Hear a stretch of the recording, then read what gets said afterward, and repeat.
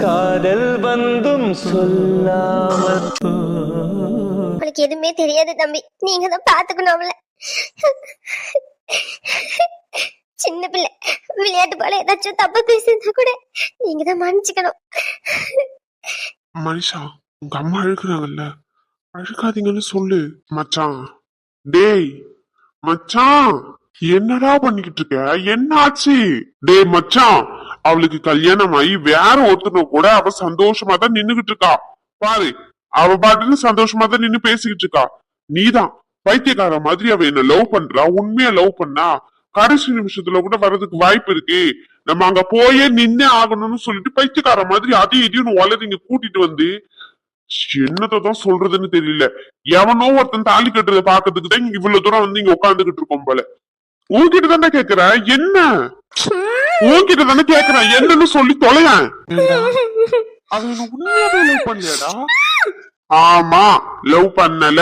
நீதான் போய்த்துக்கு வர மாதிரி இங்க வந்து உட்காந்துகிட்டு இருக்க. எத்தனை வாட்டி சொல்றது? இதுக்கு மேல செருப்பு எடுத்து அடிச்சாதான் உனக்கு எல்லாம் புரியும் போல. அப்படி இல்ல மச்சான், அது என்னோடதுடா.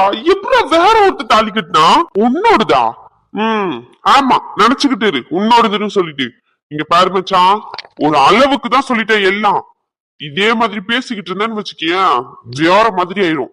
தாலி கட்டி முடிச்சாச்சு, கிளம்புவோம் வா. ஏன் இதுக்கப்புறம் புருஷனை விட்டுட்டு வருவான்னு நினைச்சுக்கிட்டு இருக்கியா? பைத்தியம் மாதிரி பண்ணாம வா. மச்சான், நான் தெரியாம தான் கேக்குறேன். இந்த பொண்ணுங்கெல்லாம் எப்படிடா ஈஸியா வீட்டுல சொல்றாங்கன்னு சொல்லிட்டு தூக்கி போட்டு போயிடுறாங்க? இதே மாதிரி நம்ம பண்ண அவங்க ஒத்துப்பாங்களாடா? போலீஸ் ஸ்டேஷன் அங்க இங்கன்னு போய் என்ன வாட்சம் பண்ணி கல்யாணத்தை மட்டும் நடத்திடணும்னு பாக்குறாங்கல்ல. அப்ப நம்ம மட்டும் என்ன சிலிச்ச வாயினா? அப்ப நம்ம செத்தா பரவாயில்ல, அவங்க அப்பாவோ அவங்க அம்மாவும் செத்தா அவங்களுக்கு வருத்தமா இருக்கும். அதனால உன்னை தூக்கி போட்டுற அப்படின்னா அப்ப நான் சொல்லுடா. அப்ப நானு உன்னை கல்யாணம் பண்ணிக்க போறேன்னு சொன்னது நான் தானே. என்கிட்டதான் கேட்கணும் இந்த கேள்வி எல்லாம். டே மச்சான், நான் சீரியஸா பேசிக்கிட்டு இருக்கேன்.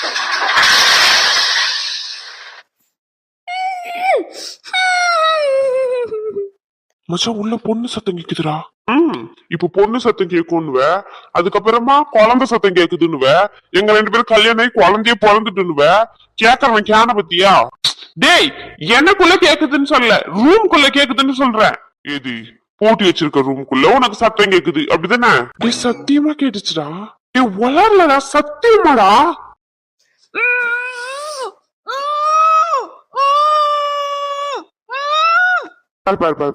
ஷிப்பிங் கேட்டுச்சுல, வந்ததுல இருந்து கேட்டுக்கிட்டு தாண்டா இருக்கு.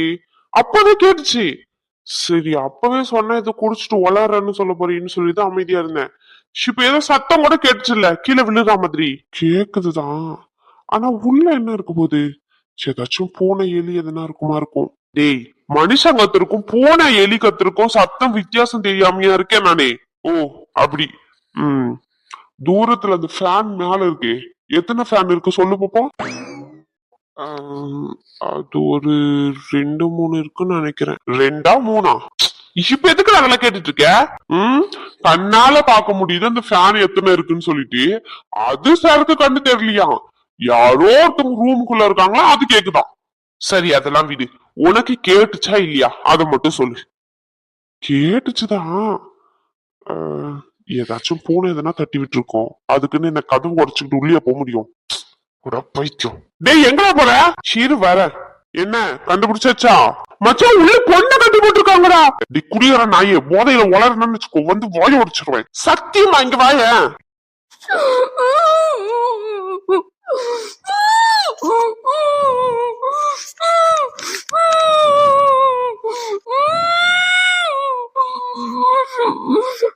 சொன்னல, அழுகாதமா, ஒரு நிமிஷத்துல வந்துரும். அழுகாதமா, அழுகாத. யாருமா நீ? பைத்தியம், வாயில துணியை கட்டி வச்சிருக்காங்க. யாருன்னு கேக்குற? இதோ வந்துட்டோமா, ஒரே நிமிஷம். பயப்படாத. இதோ வந்துட்டோம். இங்க இருந்து பேசுறதெல்லாம் கேட்காதடி, ஃபுல் லாக்ல இருக்கு. இங்க இருந்து சார் ஆறுதான் சொல்றாரு. ஆளப்பாரு, வாடா. உங்க பொண்ணு நல்லபடியா பாத்து பார்த்தேன், கவலைப்படாதீங்க. அவ என்ன நம்பி கல்யாணம் பண்ணிக்கிட்டு வந்திருக்கா. கஷ்டமோ நஷ்டமோ என்ன நடந்தாலும் சரி, அவ மேல எப்பவுமே கோபத்தை காட்டவே மாட்டேன். அவளை நான் பத்திரமா பாத்துப்பேன். ஒரு குழந்தை மாதிரி பாத்துப்பேன். எனக்கு பிறந்த குழந்தை மாதிரி பாத்துக்கிறேன். இதுக்கு மேல வேற என்ன சொல்லணும்னு நினைக்கிறீங்க? அழுகாதீங்க அத்தை, நான் பாத்துக்கிறேன் உங்க பொண்ண. உங்க பொண்ணு இல்ல, என் பொண்டாட்டியும் நான் பாத்துக்கிறேன் இனிமே. ஐயா, என்ன சம்மந்தி அழுதுகிட்டு இருக்கீங்க? பிள்ளைய கல்யாணம் பண்ணி கொடுத்துட்டு இன்னொரு பிள்ளைக்கு கல்யாணம் பண்ணனாலா? என்ன நீங்க இதெல்லாம் என்ன பெரிய விஷயமா? கல்யாணம் ஆனதுக்கு அப்புறம் பொண்ணுங்க மாமியார் வீட்டுக்கு போறது தானே. இங்க 1க்கு 2 பிள்ளையா என் வீட்டுக்கு அனுப்புறீங்க. 2 மருமகளை தாரீங்க. 2 பேரையும் தங்க தட்டுல வச்சுதான் தாங்குவேன். நீங்க எதுக்கு கவலைப்படுறீங்க சொல்லுங்க? என் மௌனுக்கு கை நிறைய சம்பாதிக்கானுங்க. உங்க பிள்ளைங்களுக்கு எந்த குறையும் இல்லாம சந்தோஷமா பாத்துப்பாங்க. நீங்க சொன்ன மாதிரி எல்லா நகையும் போட்டிருக்கீங்க. இதுக்கு மேல என்ன வருத்தத்துல நீங்க அழுதுட்டு இருக்கீங்க? வருத்தப்படுறதுக்கு எதுவுமே இல்ல. இதுல சந்தோஷப்படுறதுக்கு மட்டும்தான் இருக்கு. இல்ல சம்மந்தி, 1000 இருந்தாலும் இல்லையே கல்யாணம் பண்ணி கொடுக்கும்போது ஒரு பயம் இருக்கதானே செய்யும். நீங்க பயப்படவே தேவையில்லை. எதுக்கு பயம்? 2 பேரும் தங்கம். அப்படிதான் வளர்த்து வச்சிருக்கேன் 2 பேரையும். கார்த்திக் கூட எதனா போய் சொல்லிட்டோம் அப்படின்னா கோவம் வரும் அப்பப்போ. ஆனா ராகேஷ் அந்த மாதிரி எல்லாம் எதுவுமே இல்ல. இப்பவே அவனுக்கு பொண்டாட்டியா வரப்போறவளுக்கு எல்லா விஷயத்தையும் பார்த்து பார்த்து செய்யறான்னு வச்சுக்கோங்களேன். புடவையில இருந்து நைட்டில இருந்து அவ என்ன எடுத்துட்டு வருவா என்ன எடுத்துட்டு வர மாட்டான்னு தெரியாம எல்லாத்தையும் வாங்கி வச்சுக்கிட்டு இருக்கா. இவனும் குறைச்சாலாம் கிடையாது. இவனும் அந்த பிள்ளை ஏதாச்சும் கேட்டுட்டு ஆசைப்பட்டு அப்படின்னா உடனே வாங்கி கொடுத்துருவான். 2 பேரும் உங்க பிள்ளைய ரொம்ப தங்கமா வச்சு பாத்துப்பாங்க. நீங்க கவலைப்படாதீங்க, வருத்தப்படாதீங்க. அங்க ஐயர் இன்னொரு ஜோடியை கூட்டிட்டு வர சொல்லி ரொம்ப நேரமா சத்தம் போட்டுக்கிட்டு இருக்காரு. நம்ம இங்க நின்னு பேசிக்கிட்டு இருந்தோம்னு வச்சுக்கோங்க, ஐயர் கோலத்துல கிளம்பி போனாலும் போயிருவாரு. எப்படி வசதி? ஒரு கல்யாணம் மட்டும் முடிஞ்ச போதுமா? ஐயா, என்ன சம்மந்தி இப்படி சொல்றீங்க? அப்போ இன்னொரு பொண்ணுக்கும் கல்யாணம் நடக்கணும்ல, அதையும் நீங்க பாக்கணும்ல. அதுக்கப்புறமா உங்க 2 பொண்ணையும் மொத்தமா என் வீட்டுக்கு அனுப்பி வைப்பீங்களா? அப்போ உட்காந்து அழுங்க. உங்களுக்கு என்னென்னலாம் சொல்லணுமோ என்கிட்ட உட்காந்து சொல்லுங்க, நான் கேக்குறேன். ஐயா, தம்பி எங்க? ராகேஷ் ரூம்குள்ள இல்ல. என்ன கேட்டா எனக்கு எப்படிமா தெரியும்? நான் இப்பதானே மனவடியை விட்டு கீழே இறங்கிருக்கேன். அவன் ஃப்ரெண்ட்ஸ் எல்லாம் வந்திருந்தாங்க. அதனால ஏதாச்சும் பக்கத்துல ஏதாவது போயிருப்பானுன்னு நினைக்கேன். மண்டபத்துல தான் பாரு. சரி சரி சம்பந்தி, நீங்க பொண்ணை கூட்டிட்டு மனவடிக்கு வந்துருங்க. நான் அவனை கூட்டிட்டு வந்துடுறேன். சரிங்களா? முகூர்த்த நேரம் முடியறதுக்குள்ள தாலி கட்ட வேண்டாமா? நல்ல நேரத்துல தான் தாலி கட்டணும், கெட்ட நேரத்துல தாலி கட்டணும். இப்படி நீங்க அவளை பார்த்து அழுதுகிட்டு இருந்தீங்கன்னா இன்னொருத்தி வாழ்க்கையை யாரு பாக்குறது? சரி சரி, சீக்கிரமா போய் பிள்ளைய கூட்டிட்டு வாங்க. தாலி கட்டுறதுக்கு ஐயர் ரொம்ப நேரமா கூப்பிட்டுக்கிட்டு இருக்காரு. நீங்க 2 பேரும் ஏன் இங்க நின்றுட்டு இருக்கீங்க?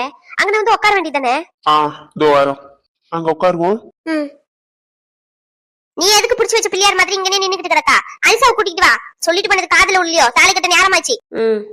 ஆமா, உன் அம்மா இங்க? இங்கதான் பக்கத்துல. பக்கத்துலயா இல்ல சோறு கொட்டிக்கவா? அத்தை இல்ல சோறு சாப்பிட போனாங்களோன்னு கேக்கேன். சோறு சாப்பிடலாம் போல. இங்க யாரோ ஒருவேளை சோறுக்கு இல்லாமலாம் இங்க வந்து இல்ல. சரிங்களா? ரெஸ்ட் ரூம் போயிருக்காங்க. போதுமா? நீங்க எதையுமே கேட்டாதீங்க, அப்படியே அமைதியாவே இருங்க. அதுதான் உங்களுக்கு நல்லது. ஏன்னா வாயை திறந்துட்டீங்கன்னா உங்க வாய்க்குள்ள இருக்க முத்தெல்லாம் கீழே விழுந்துருவாங்க பாருங்க. அதனால அமைதியா இருங்க. உங்க அம்மா என்ன, என் குடும்பத்தை, என் தம்பிய எல்லாரையும் கேவல பத்தி பேசுவாங்க. உங்களுக்கு அத பத்தி எந்த கவலையுமே இல்ல. அப்படியே புடிச்சு வச்ச பிள்ளையார் மாதிரி நீங்க இருங்க. சரிங்களா? உங்களை கல்யாணம் பண்ணதுக்கு நான் ரொம்ப சந்தோஷப்படுறேன். இதோ இப்ப கொஞ்ச நேரத்துக்கு முன்னாடி ஒரு சீன் நடந்துச்சு. உங்க பொண்ணு நான் நல்லபடியா பாத்துப்பேன், நீங்க எதுவும் கவலைப்படாதீங்கன்னு சொல்லிட்டு. இந்த வார்த்தை ஞாபகம் இருக்கா? இதே வார்த்தையை தானே என் அப்பா அம்மா கிட்ட சொன்னீங்க. ஆனா அந்த வார்த்தையை காப்பாத்துறீங்களே நீங்க. எந்த பிரச்சனை நடந்தாலும் அமைதியா நிக்கிறது செதுக்குன்னு தான் தெரிய மாட்டேங்குது. கல்யாணம் முடிஞ்சதுக்கு அப்புறம் நான் என் அம்மா வீட்டுக்கு போறேன். உன் பொண்டாட்டி பேசுறது எதுனா சரியா இருக்காளா? என்கிட்ட பேசுங்க. உங்க பையனுக்கு தான் பேச தெரியாமையே வளர்த்து வச்சிருக்கீங்களே. என்ன சரியா இருக்கா இல்ல என்ன தப்பா இருக்கா சொல்லு, என்கிட்ட சொல்லுங்க. என்னடி சொல்லுங்கடா, எனக்கு கொடுக்குற மரியாதை தானா? சொல்லுங்கன்னு சொன்னேன். சொல்லுவ நீ சொல்ல மாட்ட பின்ன. இங்க தான் புருஷன் வீட்டுல தான் சொந்த நாத்தனாருங்களுக்கு கல்யாணம் நடக்குதான். மகாராணி அவங்க அம்மா வீட்டுக்கு கிளம்பி போறாங்களாம். கேக்குறதுக்கு ரொம்ப சந்தோஷமா இருக்குல்ல உனக்கு? இங்க பாரு, உன் பொண்டாட்டிக்கு மட்டும் அவன் அண்ணனை பாக்குறேன், தொம்பிய பாக்குறேன், அம்மா வீட்டுக்கு போறேன், ஆட்டுக்குட்டி வீட்டுக்கு போறேன்ட்டு கிளம்புனான்னு வச்சுக்கோ, அத்தோட அப்படியே அவங்க அம்மா வீட்டுல இருந்துக்க வேண்டியதுதான். 2 பிள்ளைங்களுக்கும் கல்யாணம் பண்ணி கொடுத்துருக்கோம். மறு வீட்டுக்கு போனோம். இன்னும் பண்ட மாத்திரம் பார்க்க வேண்டியது இருக்கு. எவ்வளவு வேலை கிடக்கு வீட்டுல. இவன் வருவாளாம், நிப்பாளாம், நான் அம்மா வீட்டுக்கு போறேன் கையாட்டிக்கிட்டு போவாளாம். நான் இதை இழிச்சுக்கிட்டே பாத்துக்கிட்டு இருக்கேன் போல. இதெல்லாம் கேட்டா இவளுக்கு கெட்ட மாமியார் போல. இங்க பாரு, நீ நடந்துக்கிறத பொறுத்துதான் நான் நடந்துக்கிறது இருக்கு. வந்துட்டா ரேஷ்மா, நான் உங்களைதான் கல்யாணம் பண்ணிருக்கேன், உங்க அம்மாவை இல்ல. அவங்க என் அம்மா ரேஷ்மா. அவங்க சொல்றதும் நியாயமா தானே இருக்கு. கல்யாணத்தை இங்க நடந்துகிட்டு இருக்கு, நீ பாட்டு நீ அம்மா வீட்டுக்கு போறேன்னு சொன்னா 4 பேர் கேட்க மாட்டாங்களா? மருமக எங்கன்னு சொல்லிட்டு. அவங்களுக்கு நான் ஒரே பையன், நீ ஒரே மருமக. நீ என்னன்னா நான் கிளம்பி போறேன்னு இருக்க. கொஞ்சமாச்சும் இங்க நடந்துகிட்டு இருக்க சூழ்நிலையை புரிஞ்சு நடந்துக்கிற வழிய பாரு ரேஷ்மா. நீ ரொம்ப பண்ற இப்பெல்லாம். நான் அமைதியா இருக்கேன்றதுக்காண்டி நீ என்னையே அடுத்து முன்னாடி இப்படி எரிச்செடுத்து பேசுறதெல்லாம் நல்லா இல்ல பாத்துக்கோ. நான் அமைதியா இருக்கேன்றதுக்காண்டி அம்மா முன்னாடியே என்ன இப்படி பேசுறியா? அவங்க என்ன நினைப்பாங்க? என்ன எனக்கு மதிப்பு எதனா இருக்குமா? ஓ அப்படி. நான் உங்களை பொண்டாட்டிங்க, சரிங்களா? வேற யாரோ இல்ல. நான் உங்களை பேசும்போதே உங்களுக்கு அவ்வளோ வலிக்குதுங்கிறீங்களே. உங்க அம்மா எனக்கு உங்க மூலியமா தான் தெரியுமே தவிர அவங்களுக்கும் எனக்கும் எந்த சம்பந்தமும் இல்ல. உங்களை வச்சுதான் அவங்கள எனக்கு தெரியும். அவங்க கண்டபடி என் தம்பியா இருக்கட்டும், என் அம்மாவியா இருக்கட்டும் கூப்பிட்டு வச்சு அசிங்கப்படுத்துறாங்களே. இதையெல்லாம் கேட்கணும்னு உங்களுக்கு தோணுச்சா? இப்படி என்ன உங்களை பேசும்போதே உங்களுக்கு இவ்வளவு வலிக்குதே, என்ன பேசுறத விட்டுருங்க. என் குடும்பத்தை பேசுறதுக்கு உங்க அம்மாக்கு என்னங்க ரைட்ஸ் இருக்கு? கண்டவன் எல்லாம் கல்யாணத்துக்கு கூட்டிட்டு வந்திருக்கேன்னு சொல்றாங்க. அவன் கண்டவன் உங்களுக்கு தெரியுமா?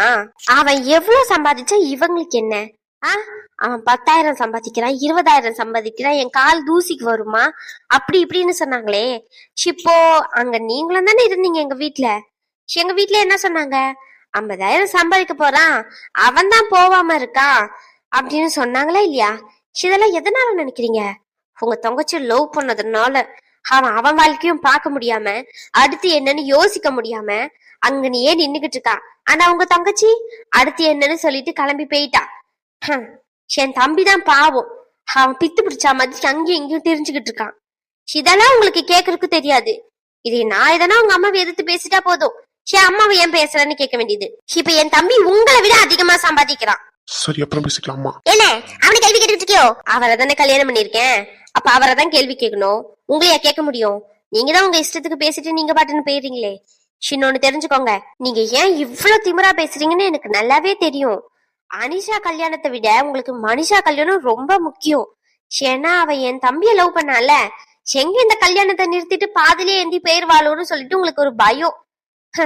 அவ நீங்க சொல்ற மாதிரி நீங்க சொன்ன மாப்பிள்ளைய கல்யாணம் பண்ணிட்டு கல்யாணமும் முடிஞ்சிட்டு இதுக்கு மேல என்ன பண்ணிட முடியும் இவங்களால அப்படின்ற திமிர்ல பேசிக்கிட்டு இருக்கீங்க. ஆனா ஒண்ணு மட்டும் சொல்றேன், யானைக்கு ஒரு காலம் இருக்குன்னா பூனைக்கும் ஒரு காலம் வரும். அன்னைக்கு தெரியும் இந்த வீட்டுல எப்படி உங்களை நடத்துவாங்கன்னு சொல்லிட்டு. இப்போ நீங்க பார்த்து பார்த்து பேசாம விடுற வார்த்தையெல்லாம் உங்களை பார்த்து ஃபியூச்சர்ல வரும். அன்னைக்கு தெரியும், ஐயோ நம்ம இவங்களை பார்த்தா இப்படி பேசணும்னு சொல்லிட்டு. அதுக்கான காலம் ரொம்ப தூரத்துல எல்லாம் இல்ல, பக்கத்துலதான் இருக்கு. ஆனா எப்படி ஏதுன்னு தான் தெரியல. ஆனா நீங்க அனுபவிப்பீங்க. இது என்னோட சாபமா கூட வச்சுக்கோங்க. உங்க அம்மா காலில் விழுந்து மன்னிப்பு கேட்டுட்டு போகவா? உங்க அம்மா ஏன் இவ்வளவு தீவிரமா பேசுறாங்கன்னு நினைக்கிறீங்க? கல்யாணம் எந்த பிரச்சனையும் இல்லாம நடந்துட்டு பாத்தீங்களா? அதனாலதான், வேற எதுவும் இல்ல. ஆமாடி, என் பொண்ணுங்களுக்கு எந்த பிரச்சனையும் இல்லாம கல்யாணம் நடத்தி வச்சிருக்கேன். திமிருனே வச்சுக்கோ. உன்கிட்ட எல்லாத்தையும் சொல்லணும்னு எனக்கு எந்த அவசியமும் இல்ல. ஐயா தாலி கட்ட போறாங்க, பொண்ணு மாப்பிளையும் மனவடிக்கு வந்துட்டாங்க. நீ வா, இவ வந்தா வர கட்டி போறா. கல்யாணத்தை நிறுத்துங்க. பொறுக்கி நாயே, அங்க ஒரு பொண்ணை ஏமாத்திட்டு வந்துட்டு இங்க இன்னொரு பொண்ணு கழுத்துல தாலி கட்ட உட்காந்துருக்க. எந்திரா, நாயே எழுந்திக்கணும். எனக்கு இன்னைக்கு கல்யாணமா மவனா இருக்கேன். பாரடி, நீ சொன்ன மாதிரி மனுஷா கல்யாணத்துல பயந்து தான் நின்னுகிட்டு இருந்தேன். எல்லாம் அந்த பொறுக்கினாலதான். பெத்த பிள்ளை கல்யாணத்துல எங்கடா கல்யாணம் நின்னுருமோன்னு சொல்லிட்டு பயந்து அடிவளத்துல நெருப்ப கட்டிக்கிட்டு நின்னுகிட்டு இருந்தேன். ஆனா அனிஷா கல்யாணத்துல அப்படி நடந்துடக்கூடாது, சந்தோஷமா இருப்போம் போயிட்டு பக்கத்துல நிக்கிறதுக்குள்ள உன் தம்பிக்காரி என்னமா பண்ணிக்கிட்டு கிடக்கான். கல்யாணத்துல மட்டும் ஏதோ பிரச்சனை நடந்து கல்யாணம் நின்னுச்சுன்னு வச்சுக்கோ, அதோட உன் அம்மா வீட்டுக்கு போயிட வேண்டியதான். வாடா சொல்லிக்கிட்டே இருக்க. ஐயோ, என்ன எப்படி பண்றான்னு தெரியல. ரகு விட்டுறா ரகு, போய்க்க மாதிரி பண்ணாத. கல்யாணம் நின்னுடும், விடு. கல்யாணத்தை நிறுத்தணும்ன்றதுக்காண்டிதான் பண்ணிக்கிட்டு சொல்லிக்கிட்டு உனக்கு போய்த்துக்கான மாதிரி திருது. யாருமே இல்லையா? என்ன கையெடுத்து கும்பிட்டுக்கிற தம்பி, விட்டுரு தம்பி. ஐயோ விடு தம்பி, உன் கால வேணா விழுற. இங்க பாருங்கம்மா, உங்க முகத்துக்காண்டிதான் பாக்குறேன். இவனை மரியாதையா வெளியே கூட்டிட்டு போயிருங்க. கல்யாண வீட்டுல வந்து பிரச்சனை பண்ணிக்கிட்டு இருக்கானா? தாலி கட்டுற நேரத்துல வந்து அவனை தரதரன்னு எடுத்துட்டு போய்கிட்டு இருக்கான். தயவு செஞ்சு கூட்டிட்டு போயிருங்க. ஏதோ வீடு தேடி எடுத்துட்டு வந்து பத்திரிக்கை கொடுத்தோமே, அந்த மரியாதைக்காண்டி பாக்குறேன், உங்க முகத்துக்காண்டி பாக்குறேன். அம்மான்னு சொல்லிட்டுமேன்னு சொல்லி சிவனை இல்லன்னு வச்சுக்கோ, வர கோபத்துக்கு அப்படி கழுத்தை நெரிச்சு கொண்டுருவேன். உங்க மொகன்னு கூட பார்க்க மாட்டேன், கூட்டிட்டு போயிருங்க. இதுதான் அவனுக்கு மரியாதை. சிவன் என்ன நினைச்சுக்கிட்டு இருக்கான்? பெரிய ஹீரோ நினைப்பேன் உன் மனசுல. அவரு என்னது? இல்ல, ஏதோ பிரச்சனை இல்ல, என்ன சொல்ல வராங்கன்னு கேட்கலாம்ல. தம்பியோ ஒருத்தன் பைத்தியக்கார மாதிரி போட்டு அடிச்சுக்கிட்டு இருப்பான், பாத்துக்கிட்டு இருக்க சொல்றியோ? தம்பி ஒரு நிமிஷம், நானே அவனை பத்தி என்னன்னு கேக்குறேன். நீங்க கோவப்படாதீங்க. பிள்ளைமில்ல ஏன் சத்தம் போடுறீங்க? சின்ன என்னென்னலாம் பண்ண போறானோ தெரியலையே. ரகு வீட்டை வச்சு கிளம்பும் போது சொன்னேன் வர வேண்டான்னு. பொறுக்கி தனம் பண்ற பொறுக்கி. கைய எடுன்னு சொல்லிட்டு மாப்பிள்ளை சட்டை மேல இருந்து இல்லன்னு வச்சுக்கோ, மரியாதை கெட்டு போயிரும். பொறுக்கி தானம் பண்ணிக்கிட்டு இருக்க பொறுக்கி. யார் வீட்டு வருது கல்யாணத்துல வந்து யாரா பிரச்சனை பண்றது? உன்னை யாராச்சும் இந்த கல்யாணத்துக்கு கூப்பிட்டாங்கடா பொறுக்கி. கண்டவனும் வந்து இங்க மேய்ஞ்சிட்டு போற மாதிரி இங்க வந்து நின்னுட்டு இருக்கிய, வெக்கலையாடா உன்ன? இவ்வளவு கேள்வி கேட்கறேன் உன்ன, கொஞ்சமாச்சும் உரைக்குதாடா உனக்கு? சூடு சொரணை எதனா இருக்கா எனக்கு? எதுக்குடா இங்க நின்னு பிரச்சனை பண்ணிக்கிட்டு இருக்க? உனக்கு பொறுக்கி தானம் பண்ணணும்னா நிறைய இடம் இருக்கு, அங்க போயிட்டு எங்க விழுந்து கிடக்க வேண்டியதானே. என் பிள்ளை கல்யாணத்துக்கு எதுக்கு வந்து பொறுக்கி தானம் பண்ணிக்கிட்டு இருக்க? ஐயோ தம்பி, கைய எடுங்க தம்பி. இவங்கிட்ட கேட்டுக்கிட்டதெல்லாம் தெரியாது, விளக்கமாத்த இடம். ரகு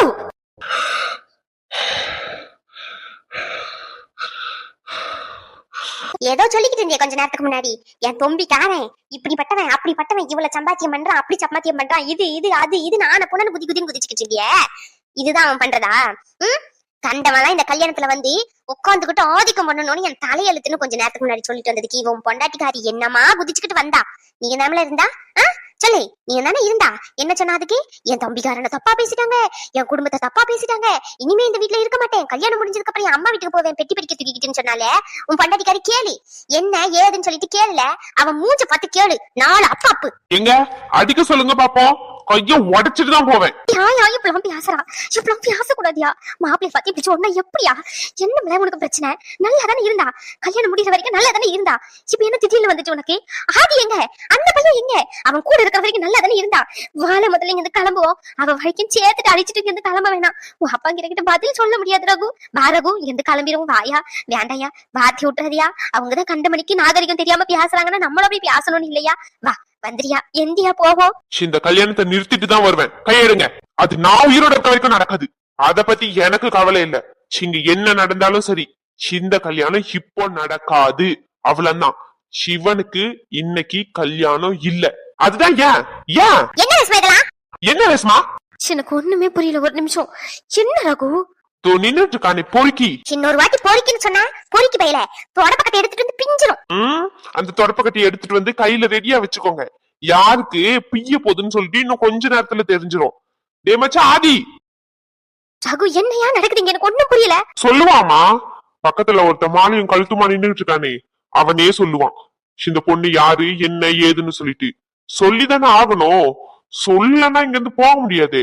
அதையும் மீறி போனானா போலீஸ் ஸ்டேஷனுக்கு தானே போற மாதிரி இருக்கும். எப்படி வசதி தம்பி? யாருமா நீ? இருங்க, ஏன் அவசரப்படுறீங்க? இவ்வளவு நேரம் எல்லாரும் பொறுமையா என்னதானே திட்டிக்கிட்டு இருந்தீங்க. அவசரப்படுறான் பைத்தியக்காரன், பொறுக்கித்தனம் பண்ணிக்கிட்டு இருக்கான்னு உங்க தம்பிய பத்தி தெரிய வரும். இப்போ அவன் என்ன பொறுக்கித்தனம் பண்ணிருக்கான், எத்தனை பொண்ணை ஏமாத்திருக்கான், எத்தனை பொண்ணு வாழ்க்கைய அழிச்சிருக்கான். அதுல இந்த பொண்ணு ஒரு பொண்ணு. இப்ப இந்த பொண்ணோட நிலைமை என்ன?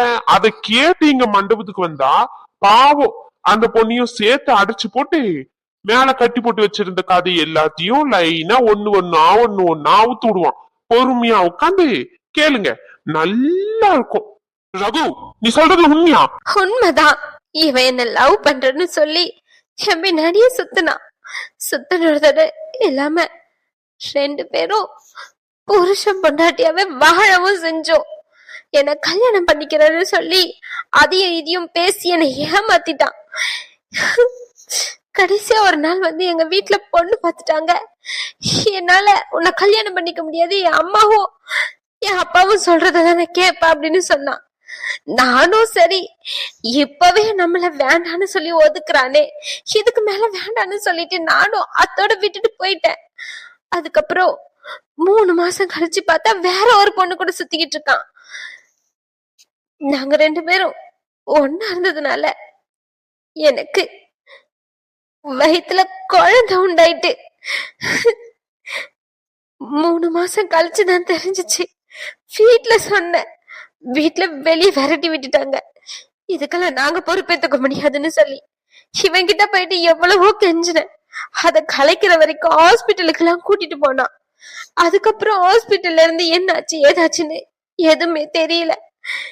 இவன் ஹாஸ்பிட்டலுக்கு கூட்டிட்டு போனதோட சரி, அங்கேயே விட்டுட்டு அம்போன்னு போயிட்டான். எனக்கு வேற என்ன பண்றதுன்னு தெரியாம என் ஃப்ரெண்டு வீட்டுல கொஞ்ச நாள் இருந்தேன்.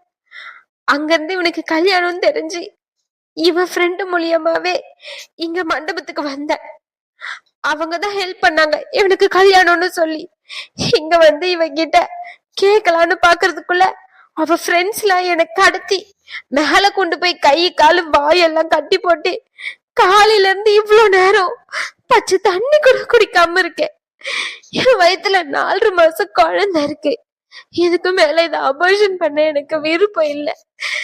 இவன் கூட கல்யாணம் பண்ணிக்கிட்டு வாழலான்னு இங்க வந்தா இவன் என்னன்னா என்னைய கடத்தி இந்த மாதிரி பண்றான். கல்யாணத்துக்கு முன்னாடி இருந்ததெல்லாம் தப்புதான், இல்லைன்னு சொல்லல. ஆனா ஒரு பொண்ணு எப்படி ஏமாத்திட்டு பாதிலையும் விட்டுட்டு போனா எப்படி என்ன சொல்லுங்க? உங்களுக்கு ஒரு தங்கச்சி இருந்து இப்படி விட்டுட்டு போனா நீங்க சும்மா விடுவீங்களா? எங்க வீட்டுல நான் பண்ணது அசிங்கம்னு என்ன வீட்டு பக்கமே சேர்க்கறது இல்ல. சரி, இந்த குழந்தைய நம்மளே வளர்த்துக்கலாம்னாலும் இந்த சொசைட்டிய பத்தி உங்களுக்கே தெரியும். நான் பண்ண பாவத்துக்கு என் குழந்தைய தண்டனை அனுபவிக்கணும். ஒண்ணு என் குழந்தைக்காக எனக்காண்டி ஒரு வாழ்க்கைய சொல்லுங்க, இல்லன்னா இவன் இந்த கல்யாணம் தான் பண்ணிப்பா அப்படின்னா பண்ணிக்கிட்டோம், எனக்கு எந்த பிரச்சனையும் இல்ல. ஆனா கல்யாணம் முடிஞ்ச அடுத்த செகண்ட் நான் போலீஸ் ஸ்டேஷனுக்கு தான் போவேன். கல்யாணம் பண்ணிக்க போற பொண்ணுகிட்டயோ ஆமா மேலே கம்ப்ளைண்ட் கண்டிப்பா கொடுப்பேன். ஏதோ பொறுக்கித்தனம் பண்றான்னு சொன்னீங்க, என் ஃப்ரெண்ட பார்த்து இப்ப யார் பொறுக்கித்தனம் பண்றா சொல்லுங்க, உங்ககிட்ட தான் கேக்குறேன். அப்படி துள்ளிக்கிட்டு வந்தீங்க, என் தம்பி எந்த தப்பும் பண்ணிருக்க மாட்டான், தேவையில்லாம வந்து இங்க பொறுக்கித்தனம் பண்ணிக்கிட்டு இருக்கா, உங்க முகத்தை கண்டிதான் பாக்குறான், அப்படி இப்படின்னு பேசுனீங்க. உங்க தம்பி பண்ண கேவலமான விஷயத்த தெரிய வைக்கணும்ன்றதுக்காண்டிதான் அவன் அங்க உட்காந்துகிட்டு இருக்கான். அவனுக்கு இந்த நிமிஷம் ஆகாது அவன் மூஞ்ச உடைக்கிறதுக்கு. சரி வேண்டாம் எதுக்கு அப்படின்னு உட்காந்துகிட்டு இருக்கான். நீ ஏதோ போயிட்டு அவன் அடிக்கிறன்ற மாதிரி பேசிக்கிட்டு இருக்கீங்க. எங்க கை வைங்க பாப்போம். இங்க பாருங்க, அவன் பண்ணது தப்புதான். அவனை நானே என்னன்னு கேக்குறேன். இது எங்களுக்கு முன்னாடியே தெரியாது, தெரிஞ்சிருந்தா இந்த கல்யாண ஏற்பாடுலாம் நடத்திருக்க மாட்டோம். அது எங்களுக்கு தெரியும், அதனாலதான் பொறுமையா நின்னு பேசிக்கிட்டு இருக்கோம். இல்லன்னு வச்சுக்கோங்க, அது நின்னுகிட்டு இருக்கானே அடி வாங்கிக்கிட்டு, அவன் நிலைமைதான் எல்லாருக்கும். தம்பி என்ன கல்யாணம் பண்ணிக்கிறியா இல்ல போலீஸ் ஸ்டேஷன் போயிட்டு மாமியார் வீட்டுல களி சாப்பிட போறியா? எப்படிப்பா, எது வசதி? அது எப்படி மச்சான் போலீஸ் ஸ்டேஷன்ல போயிட்டு களி சாப்பிட முடியும்? ஒரு பொண்ணையா ஏமாத்திருக்கோம், அங்கேயே செட்டில் ஆக வேண்டியதுதான். என்ன செம்மையா இருக்கும் மாமியார் வீடு. கல்யாண கோலத்துல வர இருக்க, கரெக்டா தான் இருக்கும். போமா போலீஸ் ஸ்டேஷனுக்கு. இவ்வளவு நேரம் ஏதோ பேசுனீங்களேமா, உங்க பையனை தரன்னு இழுத்துட்டு வரேன்னு சொல்லி, இப்ப பேசுங்கம்மா. அட பொறுக்கி நாயே, உன்னை பெத்த பாவத்துக்கு இந்த வயித்துல நான் என்னத்தை கட்டி சுமக்கிறதுன்னு எனக்கே தெரியலையே. பிறண்டியதான் கட்டிக்கிட்டு அடிச்சுக்கணும் அடிச்சுக்கணும் அடிச்சுக்கணும். என் தலை எழுத்து ஒன்னுக்கு தங்க தாட்டும் இன்னொரு தகரத்தையாட்டும் பெத்து வச்சிருக்கனே. இப்ப இவங்களுக்கு என்ன நிலைமைக்கு பதில் சொல்லுவேன்? ஏடா இப்படி போச்சு உன் புத்தி? உன்னை வளர்த்த மாதிரி தானே அவனையும் வளர்த்தேன், அவனை வளர்த்த மாதிரி தானே உன்னையும் வளர்த்தேன். ஏடா இப்படி பண்ணி தொலைச்ச? ஐயோ ஐயோ ஐயோ. என்ன தம்பி போலீஸ் ஸ்டேஷனுக்கு போன் பண்ணுவோமா? ஐயோ தம்பி, என்ன தம்பி போலீஸ் எல்லாம் போன் பண்றீங்க? எனக்கு தெரிஞ்சு ஏதோ கவர்மெண்ட் வேலைன்னு கேள்விப்பட்டேன். இந்த மாதிரி கேஸ்ல மாட்டினா மொத்தமா போயிருமே. அது வேற 1-2 இருந்தா பரவாயில்ல, நம்மளுக்கு தான் ஏகப்பட்டது இருக்கே. உன் கூட சேர்ந்து ஒரு 3 பேர் சுத்திக்கிட்டு இருந்தானுங்களே, அவனுங்க எங்க? அப்பவே ஓடி இருப்பானுங்க காலை வாரி விட்டுட்டு. எப்படி வசதி? மாட்டினா எல்லா கேஸுக்கும் நீதான் மாட்டணும், இல்லன்னா இந்த பொண்ணு கழுத்துல தாலி கட்டு. நானும் அவகிட்ட நிறைய வாட்டி சொல்லிட்டேன், இந்த பொறிக்கு கூட வாழ்றதுக்கு நீ வாழாமையே இருக்கலாம்னு சொல்லி. அவ வயிற்றுல வளர்ற குழந்தைக்காண்டி உன் கூட வாழணும்னு ஆசைப்படுறா. அவ ஆசைக்காண்டிதான் மவன கல்யாணத்தை பண்ணிக்கிட்டு அதுக்கப்புறமா நம்ம எஸ்கு பிஸ்கா எதனா பண்ணலாம்னு நினைச்சேன்னு வச்சுக்கிய. இப்போ ஓங்கன கை நாளைக்கு பொண்ணு உடைச்சிரும். புரிஞ்சுச்சா? என்ன பதிலே வரல? இல்ல இனிமே கரெக்டா இருக்க, அவளையே கல்யாணம் பண்ணிக்கிறேன், மன்னிச்சிருங்க, தெரியாம பண்ணிட்டேன். சி, என்கிட்ட மன்னிப்பு கேட்காத, உன்னை நம்பி போ, அவகிட்ட போய் மன்னிப்பு கேளு. ஒரு நிமிஷம் இங்க பாரு, பொண்ணுங்க ஒரு வயசுக்கு மேல அவளுடைய உடம்ப அவங்க அம்மா கிட்ட காட்டுறதுக்கு கூட வெக்கப்படுவாளுங்க. அதையும் மீறி உன்கிட்ட காமிச்சிருக்கா அப்படின்னா அவ உன் மேல எந்த அளவுக்கு நம்பிக்கை வச்சிருக்கணும்? அந்த நம்பிக்கையை எப்படா உடைக்கிறீங்க? வெக்கமா இல்ல? சிவ, தெரியாம பண்ணிட்டேன். டேய், இந்த வார்த்தை வரவே கூடாது இனிமே. ஒழுங்கா இருந்துக்கணும். போ, போய் அவ கூட சந்தோஷமா வாழ்ற வழிய பாரு. மன்னிச்சிருங்க தம்பி, நானும் அவசரத்துல உங்களை ஒரு மாதிரி பேசிட்டேன். பரவாயில்ல, இருக்கட்டும்மா. ஒரு உதவி மட்டும் பண்ணுவீங்களா? என்ன தம்பி? உங்க வீட்டுக்கு அந்த பொண்ணு யாருமே இல்லாம தான் தனியா தான் வரா. தயவு செஞ்சு இந்த மாமியார் கொடுமை, அதுக்கப்புறம் நாத்தனார் கொடுமை, மாமனார் கொடுமை, இந்த மாதிரிலாம் எதுவுமே பண்ணிடாதீங்க. பாவம் மாசமா இருக்கா. உங்க பையனே கைய விட்டுட்டாலும் நீங்க கைய விட்டுறாதீங்கம்மா. இந்த மட்டும் ஞாபகம் வச்சுக்கோங்க. என்கிட்ட எல்லாம் மன்னிப்பு கேட்கணும்னு எந்த அவசியமும் இல்ல. நான்லாம் இதை விட அசிங்கமான வார்த்தை நிறைய கேட்டுட்டேன் செய்யாத தப்புக்கு. என்கிட்ட பெரியவங்க, நீங்க போயிட்டு மன்னிப்பு கேட்டுட்டு இருக்கீங்க, வேண்டாம்.